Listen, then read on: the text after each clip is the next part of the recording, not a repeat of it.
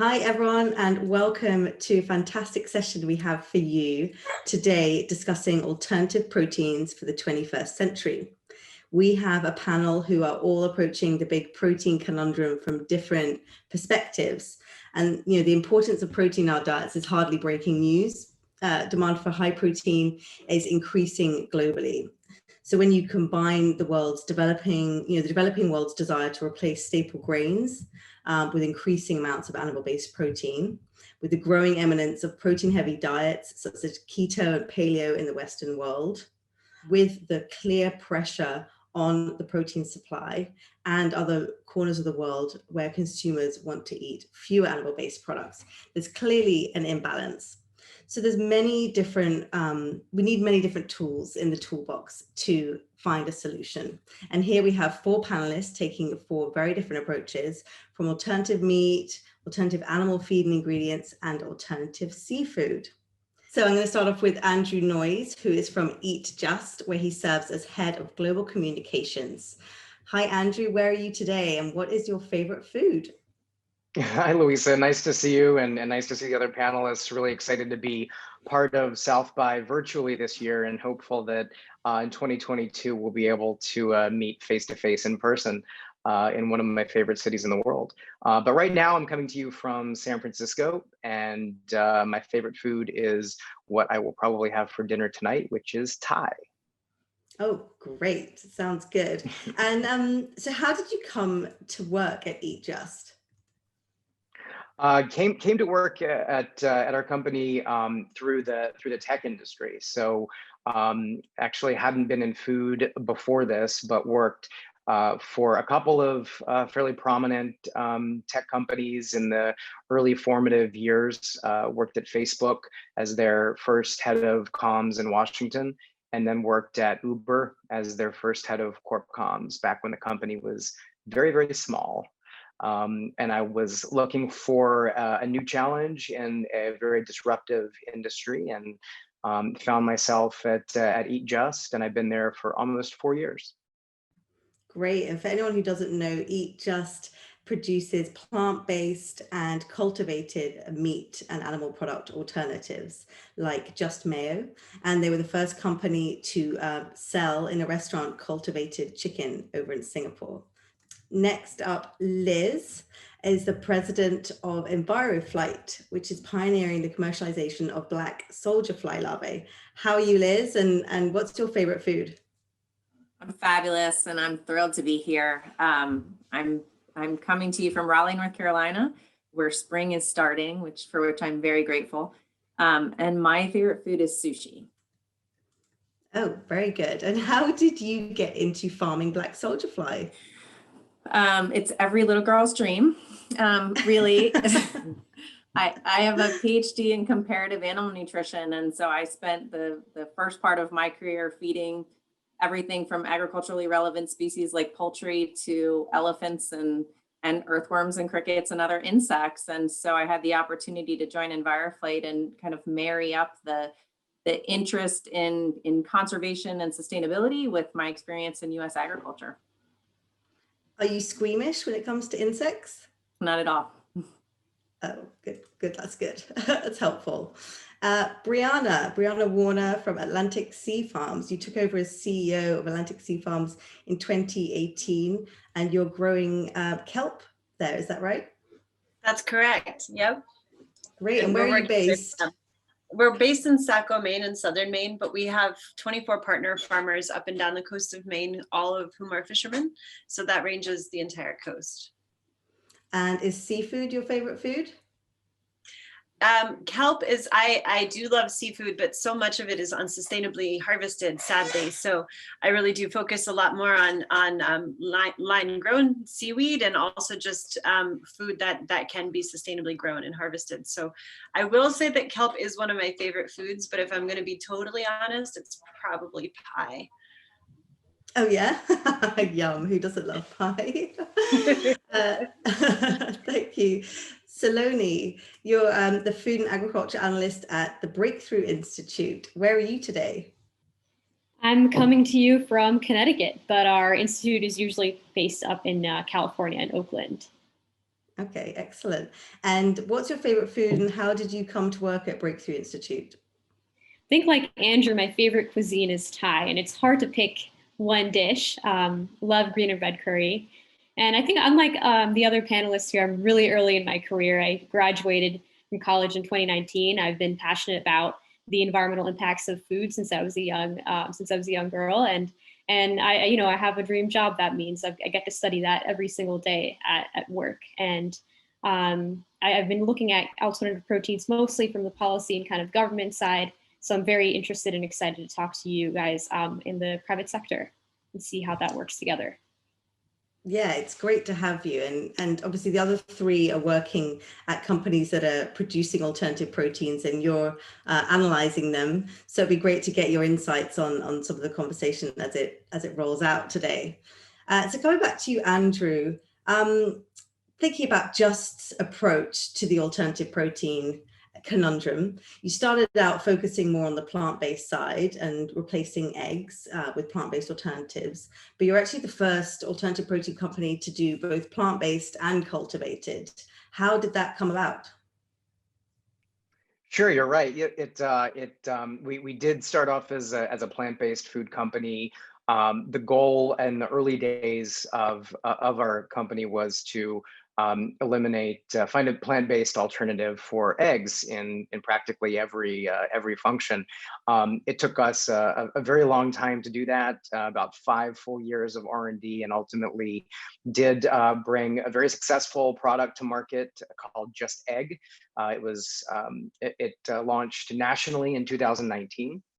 And we're currently selling in about 20,000 points of retail distribution in the US, and have been expanding into a number of international locations, including Singapore, Hong Kong, mainland China, and a little bit later this week, we'll be announcing Canada. And so our company's mission at a high level is to help create a world where everyone eats well. And our co-founder and CEO, Josh Tetrick, decided that you couldn't quite solve that problem without addressing the sustainable meat and seafood challenge. If we want to feed our world sustainably in the years ahead, given population growth, density in urban areas, the shortage of arable land, water use, everybody on this panel understands all of those big challenges facing our food system. So we decided to look at our toolkit, our R&D team, our world-class scientists, researchers, some of the technology that we had built in-house, and decided to build on top of that an arm of our company that would explore cultured meat, which is real meat made from cells instead of slaughtered animals. And so for a plant-based food company, it was certainly a surprise for many people because they did know us as the company that in the early days came out with eggless mayo, and then of course our flagship product, Just Egg. But it made a lot of sense to us from an R&D standpoint, from a culinary standpoint, and from a mission standpoint to begin to try to solve that problem. And so about a handful of years, 3 years ago or so now, we started building out that arm of our company. We have 2 different brands now: Just Egg on the plant-based side, Good Meat on the cultured meat side. And Luis, as you mentioned, we're the only company to have received regulatory approval for cultured meat anywhere in the world. That happened at the end of last year. Actually, we heard from the Singapore Regulatory Authority on Thanksgiving Day in the US that after 2 years of working with them on a regulatory pathway for cultured meat, we would be allowed to sell it and serve it to the public. And so a handful of weeks later, we launched at a restaurant in Singapore, and hundreds of people have joined us now for sampling of our cultured meat at that restaurant. It's being served on a tasting menu. And we have 2 dishes that folks get as part of that tasting menu. One is an American style chicken and waffle, and the other is Chinese inspired bao bun and sesame chicken. and it's getting rave reviews so far. We're trying to scale up and ultimately bring it to more and more restaurants in Singapore, more and more consumers, and also working on regulatory in a handful of other countries, including the US. It's amazing that you got that approval. It's super exciting, and I know other startups in the space probably thank you for that. You know, regulatory approval was kind of one of the challenges facing the space, but there's been other challenges over the years. You know, there was always the challenge around the serum that was going to be used, and often in the early days that was animal based, which was a problem for vegans. You've never used animal-based serum, is that right? And is this largely a moot point now? There's other ways of creating that serum, and maybe you can explain a bit about what the serum is for, because I know people would have heard about it being an important component. Sure, yeah, you're absolutely right. Regulatory is not the only challenge that our industry has faced, and I think if you step back a bit and you think about kind of how far the industry has come, a handful of years ago, there were only a couple of startups exploring the space. The first cultured meat hamburger was shown to the world a couple of years ago at the price tag of about $300,000 US. So things have moved very quickly. But challenges do remain. And one of them, as you mentioned, is finding more efficient, sustainable, and ethically responsible inputs for the nutrients for the cells to grow. And so in the early days, what was being used is an animal-derived serum. I think that's still being used by a lot of companies in the very early stages. We are fortunate in that we've invested in the technology to rid our process of animal-derived ingredients, and so the nutrients that we're able to feed our cells, we take the animal out of the equation. But I think a lot of other companies are certainly exploring that. Nobody wants to be using animal-derived inputs. It just doesn't make any sense for our industry, and it certainly doesn't jive with why we're all in this in the first place. And another challenge, which Saloni, maybe you can chime in on this, is the the carbon footprint challenge. So a reason to have a lot of these alternative proteins is that they have a lower carbon footprint than some of the animal agriculture counterparts. But I think some of the research that you've done, Saloni, points to the fact that cultivated meat might not necessarily have a better carbon footprint than some of the cultivated meats. Yes. So in fact, cultivated meat has a high energy use associated with it. So if you were to replace chicken or your pork dish with cultivated meat, as of right now, that would actually increase emissions. And you see that if you also replace, let's say, chicken with Impossible or Beyond products as well. They are slightly associated with slightly higher carbon footprint. Yes, alternative proteins have a much lower land use footprint and fraction of the air pollution and water pollution, but there's still greater amount of carbon emissions depending on what products you're replacing. I think, Andrew, you mentioned the need for serums that don't have animal kind of ingredients in them. And as a think tank, we're really interested in how public funding can help address these challenges. And this is a challenge that we think the government could kind of target, because it seems that all companies have this need to develop a serum that can help grow animal cells fast, for example. And if you can grow these animal products faster, then you can also reduce emissions through that process as well. If I might chime in quickly though on the issue of the environmental footprint, Saloni, you're completely right that at this stage where we are, the industry is very, very young. The incentives are that many companies in the space are still in very early days. We haven't had a chance to scale up to very large industrial, commercial bioreactors and facilities. And when that happens, when there's both the regulatory incentive for companies to do that, which is now happening, when you've got consumers on board, when you've got an eager and willing partners in either the retail or the food service space, when we scale up, then the ability for us to bring that environmental footprint comes way down.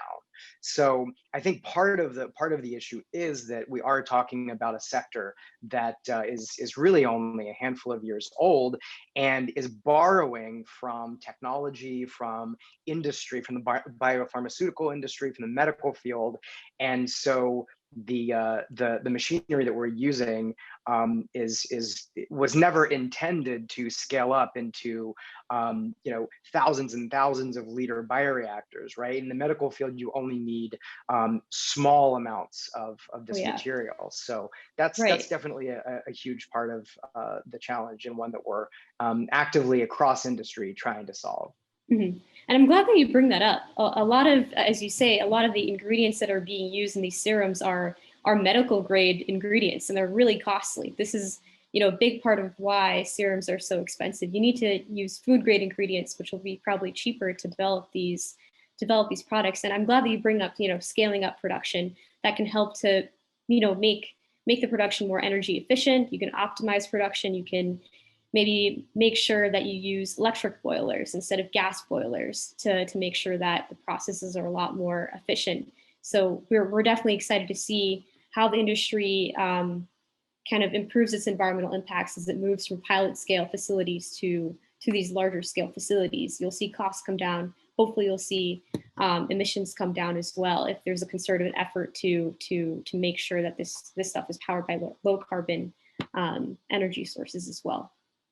I want to jump in here on carbon. This is we live carbon every day on kelp, because this is I think this is the exciting part about new foods is we can not only reduce the carbon by replacing something that would be producing so much carbon into the air, like cows, for example, but with what we're growing with kelp, and this is where I get super excited, kelp's the best food out there, and it's because we literally take carbon from the water. When carbon hits the water, the ocean, it absorbs that carbon, and then it makes the ocean more acidic. It changes the entire pH of the ocean. So when we hear about ocean acidification, this is a man-made issue that we still have absolutely no idea what the effects will be on the ocean. That is terrifying when we step back and think, yeah, we don't know what the effects of climate change are, but we also don't know what the effects of ocean acidification are. We don't know how phytoplankton can survive. And we know that phytoplankton, for example, produces more oxygen than trees.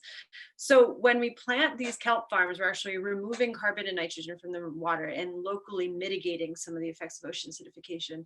But that is a small part of it, and it's a local impact. When we're talking about what Andrew and Saloni were talking about, you're actually then also reducing the actual carbon that goes into the ocean. And then the coolest part is when you feed the cows, the remaining cows that are there that we haven't been able to replace kelp, they have lower carbon emissions because it actually reduces the emissions from the cows. So there's all these ways that can be different parts, different solutions to the problem. We need to reduce carbon, we need to remove carbon.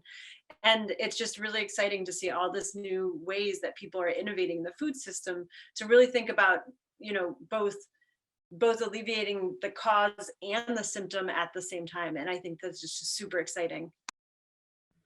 How much demand do you have for your kelp as feed for cattle? So right now, none. And that's just because I am paying our whole social mission is to get fishermen in the water to help them adapt to climate change. So we have a lobster fishery here in the state of Maine that is thriving right now and has been for the last 20 years.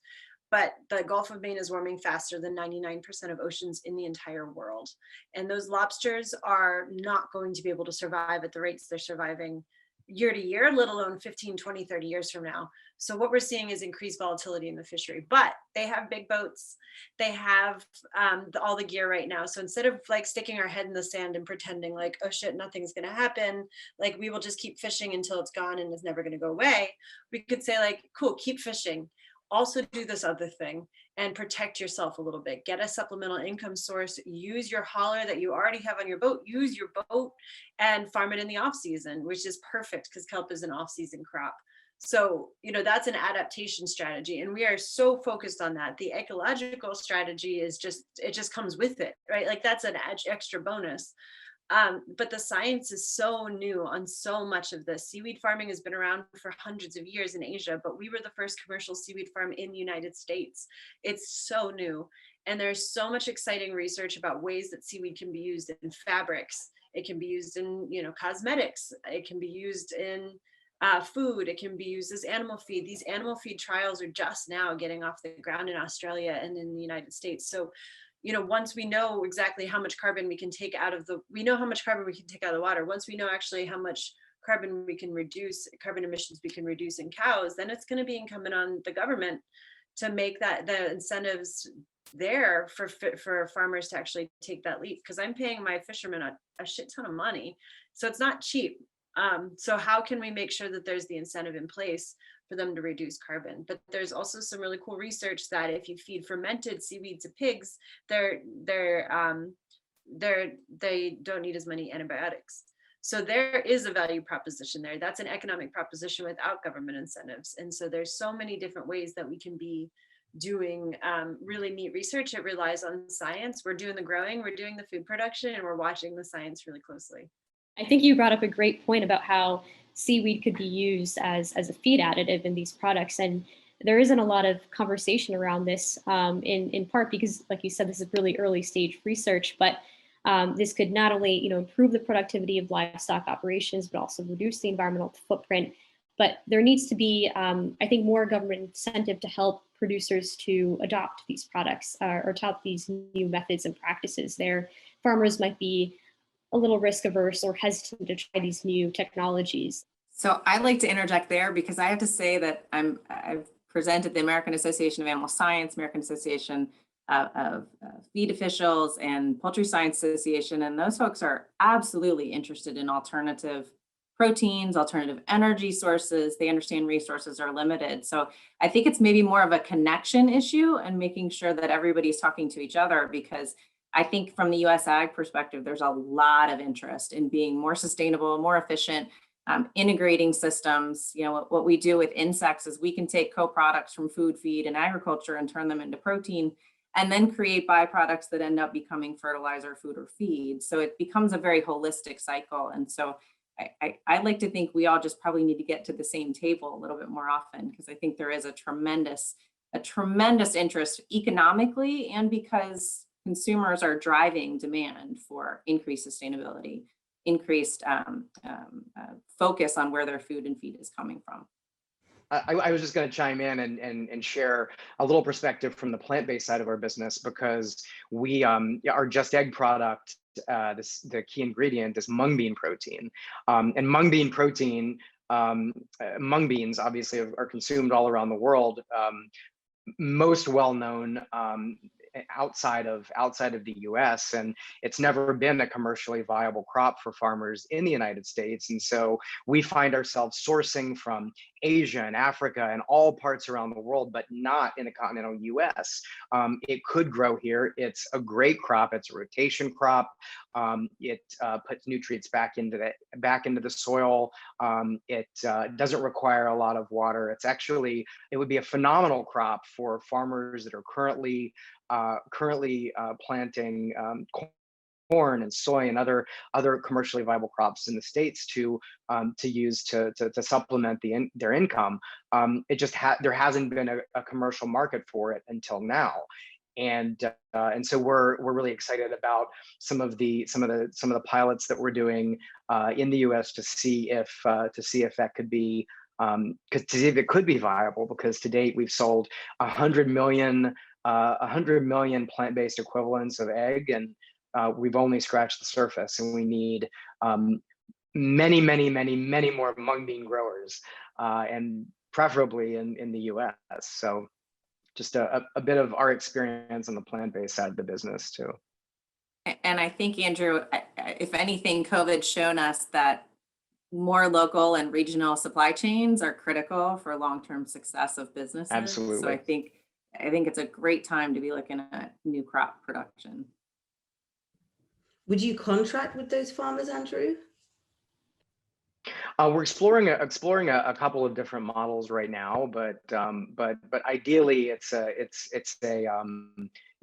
relationship with smallholder farms and being able to support them. So We've seen this play out with pea crops, and I'm very excited to see what happens with mung bean crops. But farmers in the Midwest, as pea demand rose, because Beyond products use pea crop as well as other products, as well as other companies will use this. That farmers get a guaranteed kind of source of income, and maybe even sometimes a higher kind of profit from developing specialized crops that can be used for alternative protein products. And I think we're going to see pea demand grow by a lot because of these new kind of food technologies. And so it'd be exciting to see how that plays out with other plant and protein rich crops. If we're scratching the surface, there's over 100 or so plant crops or protein rich crops that could be used to develop alternative proteins, and we only grow a few of them. And it doesn't just have to be soybean anymore. That's the one that's used a lot. And soybean is associated with certain environmental impacts, and some people are worried about consuming soybean, but there's a huge array, huge potential to explore other protein-rich crops here that can create new economic opportunities for farmers.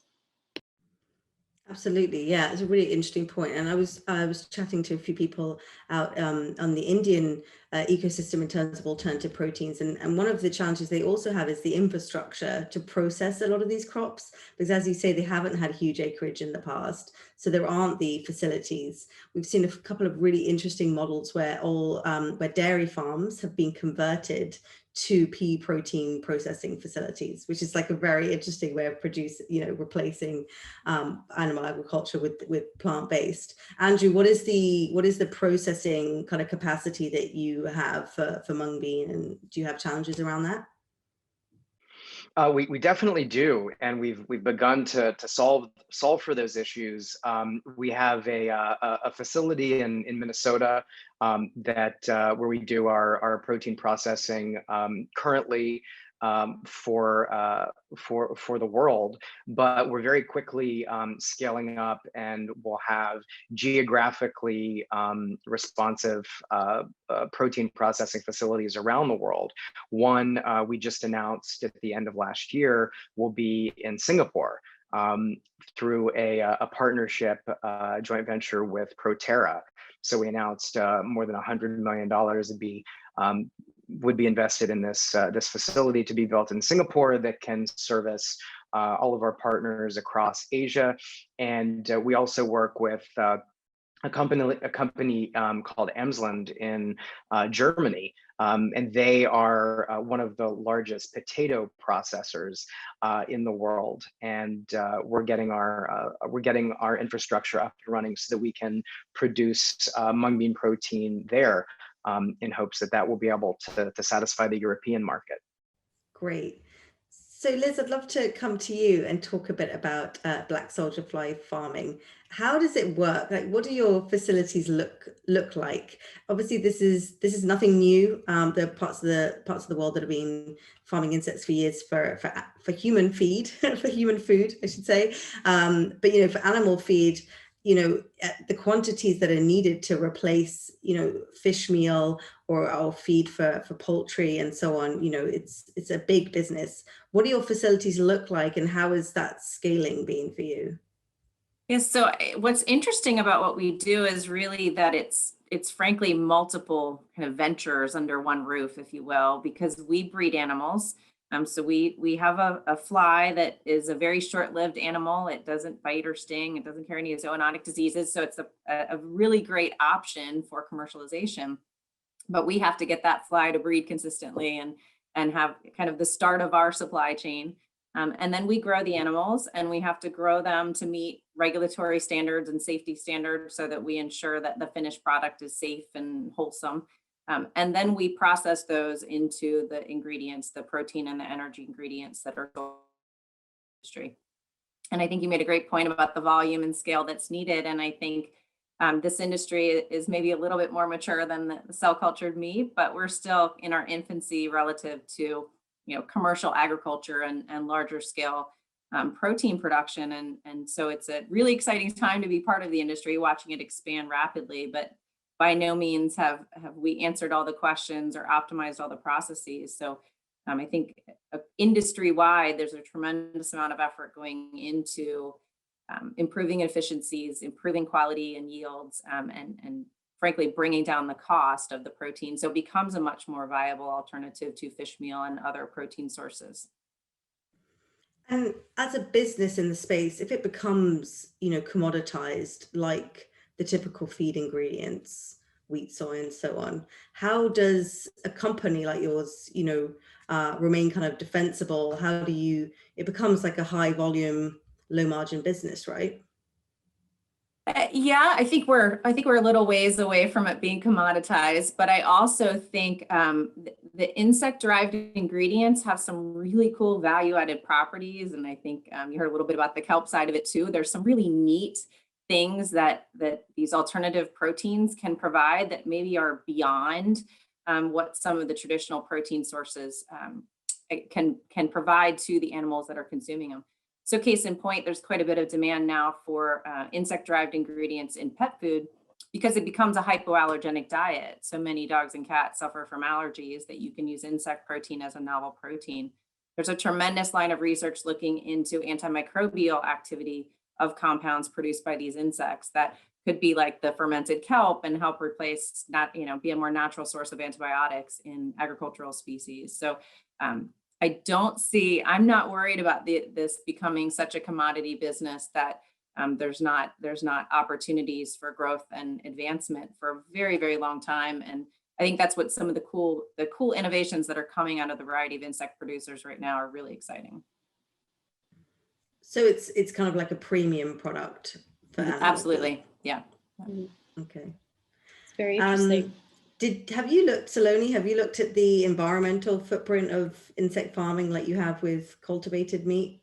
It seems like these types of products would have a greater application maybe in pet food than human food in the US context, given that insects are not primarily consumed here. And I wonder if that could help to lower the environmental impact of pet food products. I think that what people don't think about is that, our American pets do have a pretty sizable environmental footprint. So maybe these products could help to lower the environmental impact of the food that our pets consume as well.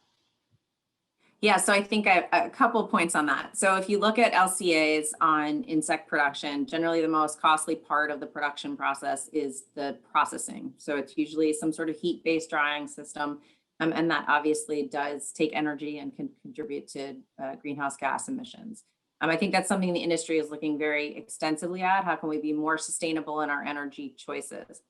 The amazing thing about insects is they can be farmed vertically and they have really short lifespans. So you can do multiple generations, multiple life cycles in a year. And so the amount of protein you can produce on an acre of land is monstrous compared to traditional plant and animal-based protein systems. I think on the pet food side, yeah, it's a fabulous point. Most of at least the Western consumers want their animals to eat the way that they do. So that's like premium chicken is going into a dog food bag, and we could be much more sustainable by using byproducts and insect-based proteins and plant-based proteins and things like that take premium proteins that could go into the mouths of humans and put them back into the mouths of humans. Yeah, and actually one thing we've haven't really talked about is how you feed the black soldier fly. So you feed them on food waste. Where's that coming from? So the black soldier fly larva is an omnivore, so we can feed it just about anything. Now in the US and the EU, it's very tightly regulated what feedstocks you can provide. They have to be approved feedstocks. So most commercialization has been around pre-consumer food waste. It never hit a plate. So it's coming from either grocery stores or food or feed production facilities. Our larvae, we feed them on distillers grains from the bourbon industry, and we feed them on bakery byproducts. So things that are coming out of commercial scale bakery facilities. Other producers focus on more produce-based, what's coming out of a grocery store or a farmer's market, or even in more intensive produce growing operations. And whatever feedstock you choose has to be approved, and then you're going to make sure that obviously your finished product quality meets whatever standards are set for the customer base that you're using. But the black soldier fly larva is so flexible that we can change rapidly too. So if a end product or feedstock supply changes, we can adapt and go to something that's more sustainable or more available or more appropriate for that feeding program. And do you notice that different types of waste yield different yields? Is Absolutely. some more efficient than others? Yeah, absolutely. We're really, really proud of our R&D program, and we spend a tremendous amount of time examining different feedstocks, both from kind of their footprints going in, how far away they are, how much transport cost it would take to bring them to us, how the larvae perform, safety, quality, economics. Tremendous amount of effort goes into understanding how we can use different feedstocks and what implications it has for our finished product and our economics. What is their favorite food? What is black soldier fly's favorite food? You generally, in their native habitat, will find them on rotting produce, or compost pile is a common area to find black soldier fly larvae. Brianna, how do you farm kelp, and how scalable is that as a production? It's hyper scalable. It's one of the most efficient ways to grow food. And when you think about we're doing it with no arable land, no inputs, no fresh water. And so basically kelp farms are out in the way that we farm it is out in the ocean on 1,000-foot lines. So on a 4-acre lease, you get about 13,000 feet of line, and that grows about 7 pounds a foot. So that's a ton of food, a whole lot of food, especially when you imagine that a serving for the day is around 4 ounces. So you can feed a whole lot of people that, and it's one of the most nutrient dense foods on the planet. So it's got more calcium than milk, as much potassium as bananas. So you just get a ton out of 2 ounces, 4 ounces. So we farm it on these vertical lines, these horizontal lines. You can't see it. You can see mooring balls on the end of the lines, and that's about it. And they're farmed by partner farmers up and down the coast, 24 of them this year. And they're farmed about usually at 20 or 30 foot depth in the ocean. So it's infinitely scalable, especially when you think in Maine, we have 5,000 plus lobster license holders, all who have their own boats. It's a day boat fishery. There's no fleets of boats. If you're on your boat, you own your boat and you have that license. No one can drive that boat without you on it. So we have just this incredible human capacity, plus more coastline than the state of California. That's all super protected because of the little inlets. So it's pretty cheap to grow, and you can grow sort of infinitely. And have you seen more farms pop up? I mean, so you said that you were the first in the US? So 2 years ago, when I took over at the company, the entire state grew about 40,000 pounds of kelp, and it was the leading state in the country. And we were about 30,000 pounds of that. This year, we'll be pulling, harvest season will start in 2 weeks, and we'll be pulling 850,000 pounds of kelp out of the water with these 24 partner farmers. And there'll be about 1 million pounds of kelp in the entire United States grown this year. So it's been colossal growth over 2 years. So when people say things like, why isn't kelp catching on? I'm like, who said that? Like, why would you? Like every time I see some silly title, like, but who, how is this catching on? I'm like, how is it not? It's grown 12,000% in 2 years, just in our company. So I think that we're really at the time now where we're going to see this taking off. We've seen seaweed being eaten a ton in the United States in the seaweed snack category, in the sushi category. You can go to almost any town in the United States at this point. And if it has a grocery store, it probably has seaweed snacks. And that category is now saturated, but 99% of the seaweed we eat in the United States is imported. It's often grown with pretty questionable labor. And it's also grown in water that I wouldn't necessarily consider clean. And so the heavy metal content is fairly high. And it's dried. So when people are getting it, you either have to be a culinary expert to know how to rehydrate it and then use it, or you have to put it in a salty snack where it stays dried. So it's pretty exciting to be able to bring a fresh product to market because it is grown here in the state of Maine, and it's grown in super clean waters. And so we're able to get it to Americans that it's fresh, the way it's supposed to be eaten, rather than dehydrated and then rehydrated. Like, can you imagine if you've never had kale, but you've taken dehydrated pieces of kale and then you stick it in water and say, that's how it's supposed to taste. Like that's basically what dehydrated seaweed is when you revive it. Although it's a lot more flavorful than that. But, you know, so this is basically like a new application that Americans have never had the chance to do before. So when I eat the seaweed salad at my local sushi place, what is, that's not kelp, is it? So it is, but when you look at it, like did you ever see anything that was that color in nature? Yeah, why is it so bright green? Yeah. Like neon. It looks like Mountain Dew because it has the same ingredients that you put in Mountain Dew. Yellow 5, blue 1, lots of sugar, lots of other bad stuff. And it's dehydrated, rehydrated here in the States, and then dyed with all sorts of crap to make it look good, and has so much sugar in it that, you know, it's like junk food.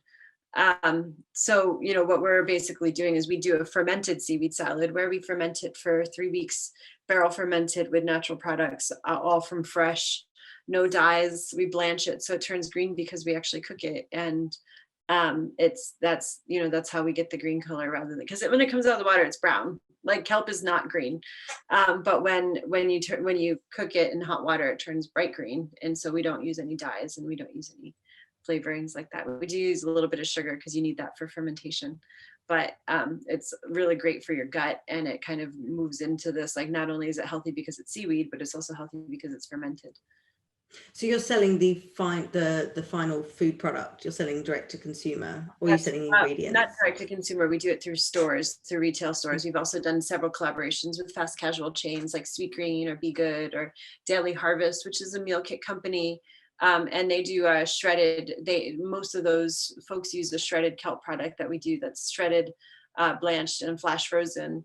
And so it basically is just a blank palette. People put it on salads, they put it as noodles, they put it everywhere, and it's right out of the ocean and then just flash frozen once it's cooked. And then we have several fermented products, like our fermented seaweed salad, our seachi, which is seaweed-based kimchi, sea beet kraut, which is the seaweed-based kraut, and then kelp cubes, which are basically pureed smoothie cubes that people stick in their smoothies every morning, and they use it in sauces and salad dressings and things like that. So they're now available all across the United States, Whole Foods, Sprouts, Wegmans, those kind of places. And hopefully when restaurants come back, we'll see it back there again. But right now that has dried up a little bit. Yeah, I'm sure. Actually, that's a good question for me to ask you guys next. How has the pandemic impacted your businesses? And have there been hopefully some positive things that have come out of it? Andrew, do you want to start? Sure. We fortunately do have a retail and food service sides to our plant-based egg business, and fortunately, pre-COVID had invested really heavily in building our retail business first. And in fact, 2020 was going to be a big year for food service and international growth for us. So, going into the pandemic, the vast majority of our sales were on the retail side. And over the course of 2020, we saw those sales skyrocket. In addition to the original pourable Just Egg, we also last April introduced our second Just Egg product, a folded product that's found in the freezer section. And those sales have been off the charts. And so Just Egg is currently the fastest growing egg brand in America. And it's made entirely of plants.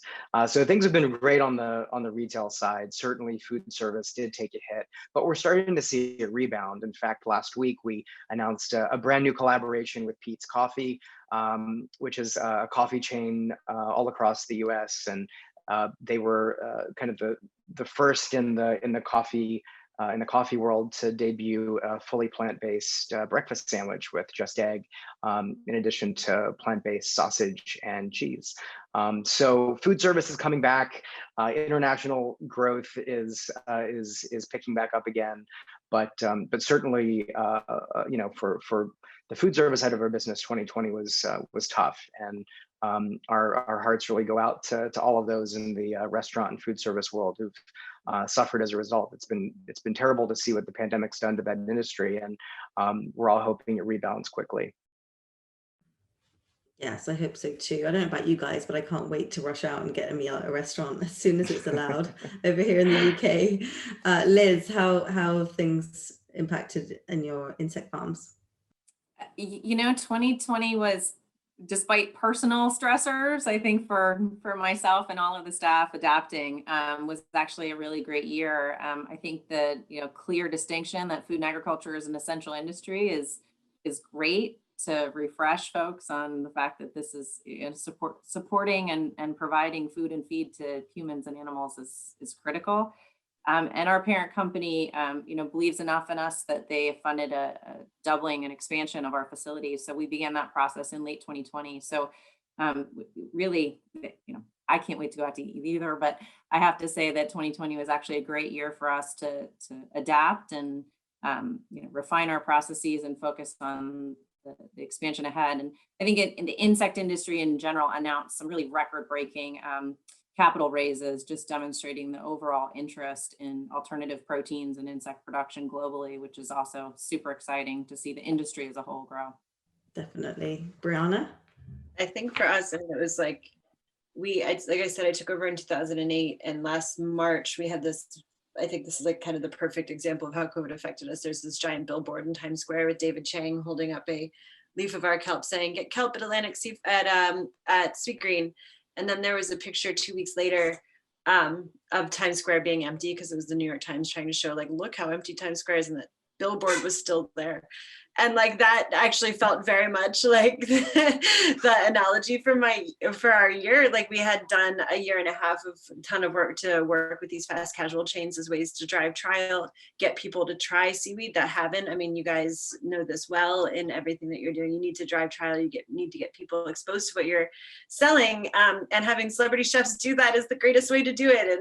And these brands really wanted us on there, because they can talk about sustainability all day, but nobody actually cares at the end of the day if you're serving a sustainable strawberry, because that's a harder story to tell. Actually, it's like, this is why it's sustainable, and people just eat strawberries and they don't think about where it's coming from. But kelp makes a huge statement about these companies' commitments to sustainability. So it was a great branding opportunity for us on a number of different companies that we were working with, and a great way for us to drive trial as we were rolling out a retail brand slowly in New England. And for any of you who have spent any time in New England, there's not adventurous eaters up here. It's a real meatloaf area. Mainers eat it because we're here, and they're like, grin and eat it because they make it feel like, oh, well, I guess they're in our backyard, we got to support them. But, our backyard is really New York, California, Pacific Northwest, Texas, like places where the palate is a little bit more developed. DC to eat this kind of stuff, where seaweed is already permeated basically every form of eating already. And so, we were slowly rolling out in New England, but clearly as soon as COVID hit, we lost 90% of our contracts overnight. And we are not only that, but we were heading into harvest season where we buy all of our kelp within an 8-week period. So we were hemorrhaging money, had nothing coming in, and had no idea all that, because kelp was pre-committed and we had nowhere to sell it. But we guarantee our fishermen that we will buy every single blade of kelp that they grow. And we did, even if it was the last thing we were going to do, we were going to do it. But my team is incredible. Our investors are incredible. And everyone just threw money in and said, you guys can do it. Here's a runway. And we hired some incredible people. And now we have retail distribution across everywhere. And we didn't need to drive trial. People actually want it. And that's something we didn't know. Like we were like, oh, kelp, I don't know, are people going to eat it? Like the answer is yeah, people really want to eat it. And people are excited about it. They just have to have the option to do it. And I think that's true for all of this, is like you get these skeptics in the restaurant industry like, oh, well, people eat it. The answer is yes, people want a more climate-friendly diet. We've seen this with plant-based meats. We've seen it everywhere. You give people that opportunity, they will go for it. So we've been so blessed and so lucky to have turned it around. But it was touch and go for a while there. Oh, wow.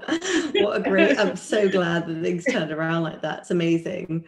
Saloni, what about you? I mean, maybe your day-to-day is slightly not as different as those guys, but maybe you've noticed some changes in the research that you've been doing. Yeah, I think that during COVID, we shifted a lot of our work at looking at what types of proposals the government could support during this time. So we came out with a slew of projects on government funding for alternative proteins, for example, for infrastructure, for energy. And it's great to see in the alter protein space. I was a little worried because the sector was at definitely an inflection point, right? There's new product launches, production capacity scaling up. And so there was one startup called Ocean Harbor Foods that actually, I think, shut down because they rely on food service. But I just saw on Twitter, for example, that they're started up again. So that's kind of, I think, a fantastic story that even though project timelines got pushed back, there was a shortage of research equipment. Many startups in the space might have that are very early stage might have had difficulty around getting some venture capital funding, for example. Despite that, the industry is still growing, which is good news. That is good news, and a great place for us to finish off of. So thank you all so much for your time today. Thank you. It's been Thank a you. pleasure. Yes. Thank you very Great much. speaking with you guys.